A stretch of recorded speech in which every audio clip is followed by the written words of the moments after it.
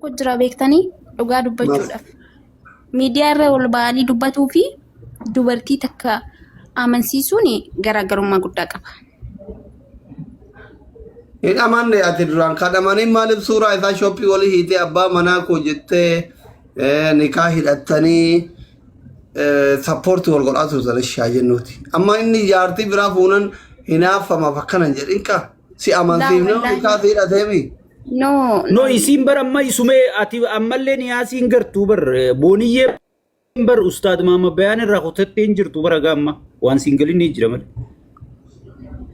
Isa heerumuuf qophii xumuraa jirti bar. Process allach. Sheekumattuu dhuftee harka ifkennuun kun amma barra harargetti harka ifkennite jechuu sheekka abbuutu amma harargeen narran dabrin ayooniin jeen namni na dura dhaabbatu ni jira. Injira. So sheekumattuu dhuftee magantaa harka ifkennuun barra deebitee jirti haya booniyyee welcome back. Offer Akkasi najala ayyuu balleessitan akkam? So ati gabaabdutti ustaadatti si heerumsiifna booniyyee. Amma taraa tana naas si heerumsiisa. Ani jaartii jalqabaati. Malee jaartii lammaffaa. Jaartii jalqabaati haati. Jaartii jalqabaati barati. Wai. Jaartii lammaffaati. No ta jalqabaa isiidha.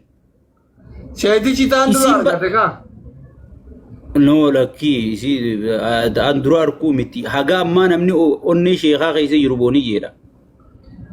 Uffattee yaani ni jiramti. Wanni ishee eeggattee yoo uffattee gadi baate iyyuu araadaan achi muudaalaat ማለት ነው. Dirqama surree ofitti kaanii miti ka araadaa jedhama namni.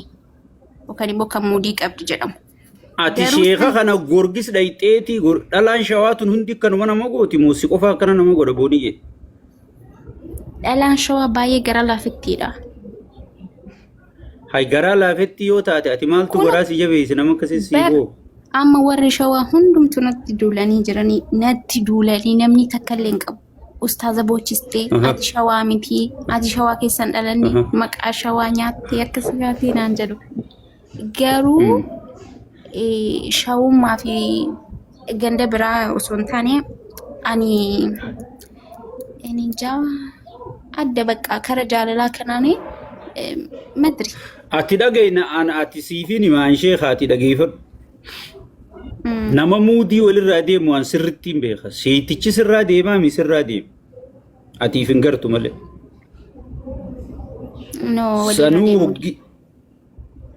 walakkii walirraa deemu xiqqoo bakki inni gartee akkasirraa hin deemne ta'e hangasi boo'isanii fi hirummaa isaa gabbuusee wanna jee malee sanbar rabbi sii kadhachuu jira.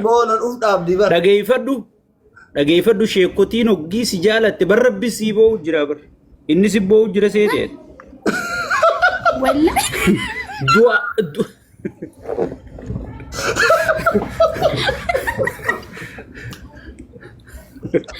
Yaa Rabbi. Ati waan si boo'u jiru seete.